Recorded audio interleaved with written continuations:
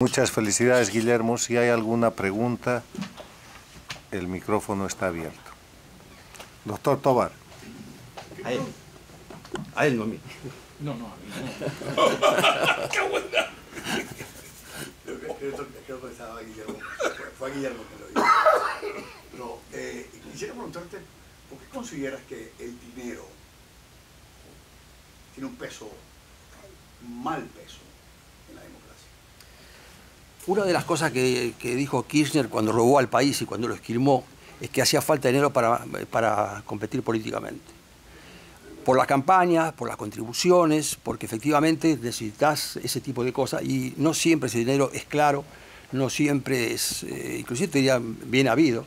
Ha habido, como ustedes saben, muchos casos de la corrupción vieja, la tradicional, la soportable, de dinero que venía de las empresas para los partidos políticos.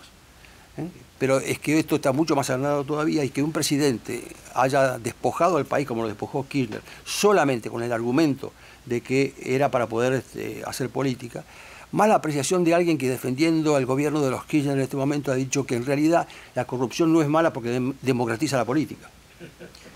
Entonces cuando uno mira acá, hay una gran cantidad de políticos en América Latina que han sufrido, a veces muy injustamente, que han sufrido acusaciones por haber recibido dinero para la campaña. Entonces yo creo que eso es malsano.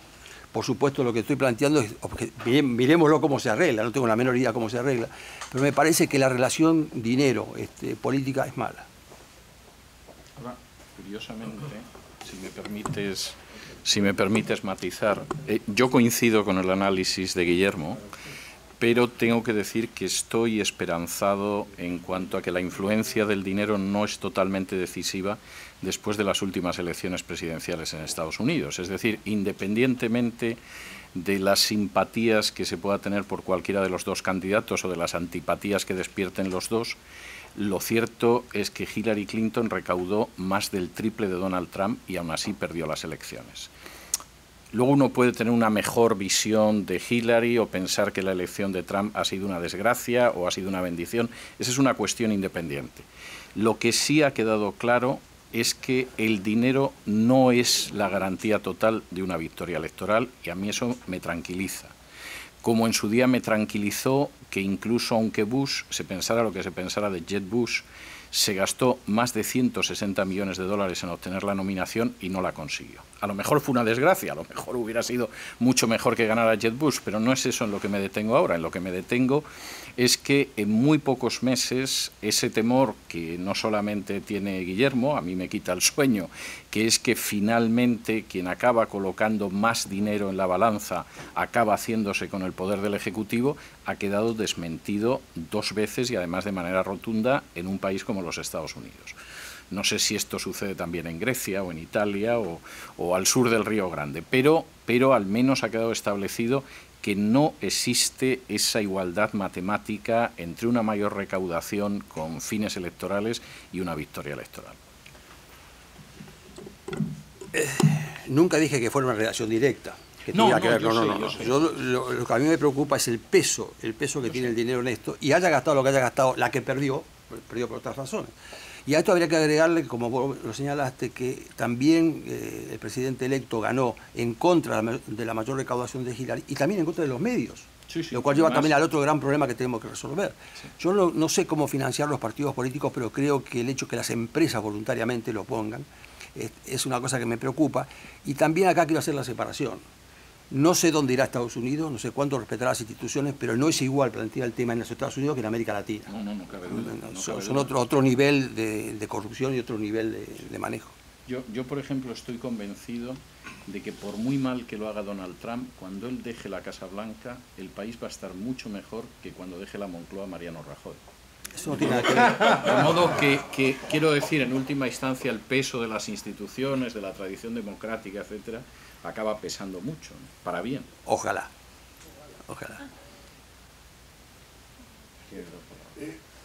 Señor César, cuando usted dice que, y además es verdad, que el dinero no fue determinante en que ganara el que más tenía, ¿a qué cree usted personalmente que se debe que el dinero no fue lo determinante en que ganara el que más tenía? Había otros factores que contrapesaron el dinero, pero Pero la cuestión de fondo es que finalmente no es así. O sea, a mí me tranquiliza mucho que no sea así. Luego, el resultado final puede ser un resultado u otro, pero a mí me tranquiliza mucho. Como me tranquiliza mucho que al final la hegemonía en los medios no necesariamente produzca la victoria electoral. Eso en principio, sea quien sea el que se presente, me tranquiliza mucho. Ahora, coincido con Guillermo porque creo que tiene mucha razón en el sentido de que no es lo mismo la situación en Estados Unidos que en otros países. Es decir, posiblemente, si yo examino, para que no parezca que disparo en otras direcciones, pero si yo examino lo que han sido los resultados electorales en España en los últimos 40 años, las elecciones las ha ganado quien gastó más en propaganda electoral. Y yo diría que, salvo algún caso muy específico, quien tenía la hegemonía mediática ganaba las elecciones una y otra vez. Y de hecho, por ejemplo, la hegemonía del Partido Socialista se quiebra cuando no existe una sola televisión estatal que él controla desde el poder y aparecen las televisiones privadas. Es decir, en ese sentido es bastante claro. El hecho de que en un país el tener una hegemonía, además una hegemonía muy acentuada en los medios, y tener más dinero no garantice ganar unas elecciones, es decir, se pueden perder porque hay otra parte de la población que considera que hay argumentos para votar a la otra persona o para votar en contra de esa persona. A mí personalmente me parece muy estimulante y muy positivo. No entro en los resultados, en analizar los resultados, estoy entrando en esas circunstancias. Sobre este tema del dinero yo quisiera plantear dos enfoques, ¿no? Uno es el dinero, así como se dice, el que tiene más dinero no necesariamente gana, pero el que no tiene dinero no compite. O sea que el elemento dinero es un elemento central en la acción política, pero además de eso, ese dinero enmarcado en un sistema democrático institucionalizado como el de Estados Unidos, es muy diferente a ese dinero en el marco de democracias en crisis o en el escenario electoralizado de procesos que no son democracias o de proyectos que no son democracias. Recuerden ustedes la peligrosidad del financiamiento del narcotráfico a gobiernos, entre comillas, democráticamente elegidos, como el caso Samper en Colombia. O recuerden ustedes la penetración del dinero, inclusive de mafias de otro tipo, para el establecimiento de gobiernos y la toma del poder político. Acabo yo de revisar un estudio respecto al gobierno del líder cocalero de Bolivia, Evo Morales, donde se muestra el poder de la generación del narcotráfico para el sostenimiento de ese tipo de régimen. Entonces, el dinero es muy importante y es mucho más importante y decisivo en la medida en que los factores de institucionalidad decrecen, se debilitan o son inexistentes. O sea, juzgar el tema de la elección de Trump en esto no es una regla, es mirar la excepción. La regla más bien es todo lo contrario y en ese sentido yo creo que la preocupación de Guillermo es absolutamente presente y legítima. Volviendo al asunto, fundamentalmente en cuanto al financiamiento, porque el hecho de tener más dinero para empezar una campaña y que ese dinero no esté sujeto a control en un país latinoamericano por debajo del río Bravo es una ventaja trascendental, puede ser la diferencia esencial en algún caso, e históricamente hay varios casos en que sí lo ha sido. Permítame, Carlos. El embajador Bañadas. Ya que estaban, bueno, buenas tardes a todos, ya que estaban hablando del dinero y las elecciones en este último combate, hay algo que yo creo que es interesante, que es el Internet. Si no hubiera existido el Internet, nunca nos hubiéramos enterado de todas las cosas que nos enteramos en estas elecciones, porque a excepción de Fox y a excepción de Wall Street Journal, el resto de todos los medios mintió, ocultó la información, la alteró, y ya eso se ha demostrado de manera irrefutable. Ahora piden perdón, pero de no haber sido por el Internet, el pueblo norteamericano no se hubiera enterado del 90% de todas las cosas que determinaron que Trump ganara las elecciones. Así que yo creo que es muy importante esto ahora. Muy bien. Una sola reflexión sobre el tema del dinero. Sí. En Argentina se calcula que lo que han robado los Kirchner en 12 años de gobierno es todo un Producto Bruto anual. Los hace imbatibles si no hubiera habido persecución y lo que está ocurriendo ahora como para efectivamente terminar con este tipo de cosas, hubiera sido realmente muy difícil sacarlos del poder. Donde los que lo sacaron fueron las instituciones, porque el Poder Judicial, que no pudo echarle mano, la prensa, la que no pudo echarle mano, fue la que se atentó. Pero hay un caso para mí paradigmático que posiblemente el lunes lo exponga con mucha mejor información, el mundo Jarquín. Daniel Ortega tiene en su haber, en función del arreglo que hizo con Chávez por el tema del petróleo, cerca de 500 millones de dólares. Jarquín dice, una elección se gana en Nicaragua con 15 millones. ¿Quién lo saca? ¿Quién lo saca? Yo les quiero dar un indicador final sobre el dinero, que es el encarecimiento de los procesos políticos de mano de lo que es el chavismo, lo que se llama el socialismo del siglo XXI. Una campaña electoral ganadora en términos normales antes del socialismo del siglo XXI en un país latinoamericano costaba entre 5 y 15 millones de dólares. Hoy día las campañas están por encima de los 50 millones de dólares las baratas. Esta gente ha puesto el dinero como un instrumento de acción política porque son campañas prebendales.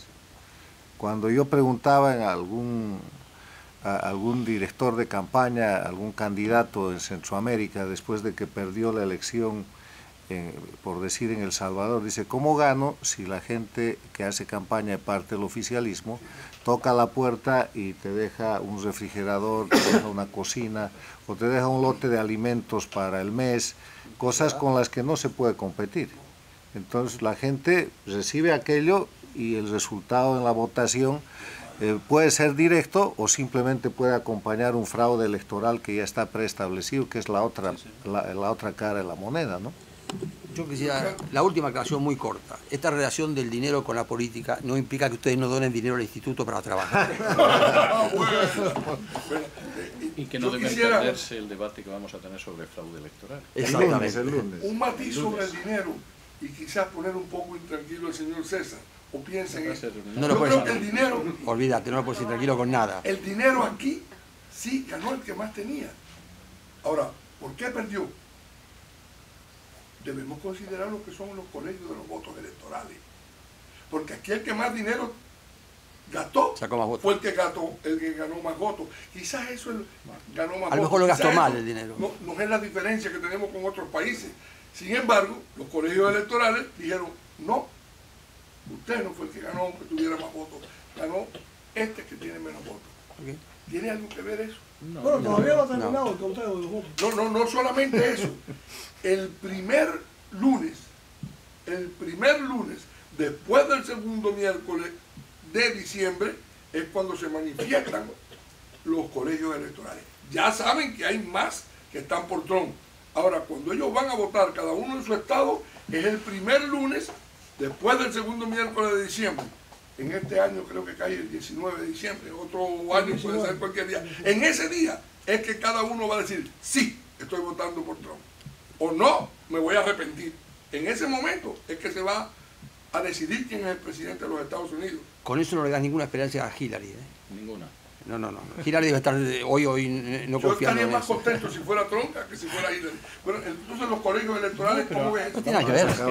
Vamos a ver, los sistemas electorales son distintos según el sistema del país y según la historia del país. A mí el sistema de colegios electorales, que ahora hay personas que han descubierto que es perverso, anacrónico, malvado, etcétera, etcétera, porque ha ganado la presidencia Trump, a mí no me parece un mal sistema. Es decir, yo no tengo nada en contra del sistema del voto por compromisario, que es como se llamaría en Europa el voto electoral. Me parece que es correcto. Creo que tiene mucha relación con la configuración histórica de Estados Unidos. Estados Unidos va surgiendo como una agregación de distintos territorios que se convierten después en Estado y como una serie de estados soberanos. Es decir, todavía es común que se vea, por ejemplo, en las primarias de los partidos que la delegación de un Estado dice el Estado soberano de Luisiana entrega sus votos a determinado candidato. y yo creo que es armónico con la historia de Estados Unidos. Tampoco tendría nada en contra de que en algún momento se cambiara, no creo que nada de eso sea sacrosanto, pero hay distintos sistemas electorales en otras partes del mundo y poner a cuestionarse el sistema electoral de cada país porque el resultado electoral no coincide con los deseos de uno mismo, a mí me parece que es como hacerse trampas jugando al solitario, ¿no? O sea, esa es la realidad, ¿no? Bueno, muchas gracias. Buenas noches. Buenas noches, muchas gracias. Muchas gracias. El mal de este libro había